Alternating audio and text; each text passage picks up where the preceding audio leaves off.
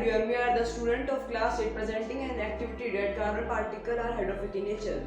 Keep the glass in the luminous zone of the candle flame. The unburned carbon particle deposit on the glass.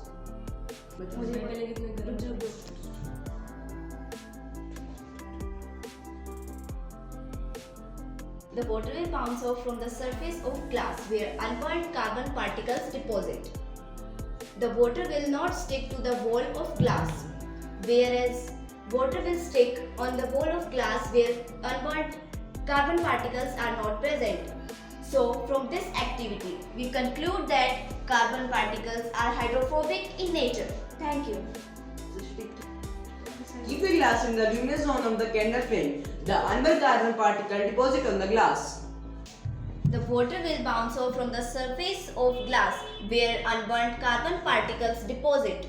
The water will not stick to the wall of glass, whereas the water will stick on the wall of glass where carbon particles are not present. So, from this activity, we conclude that carbon particles are hydrophobic in nature. Thank you.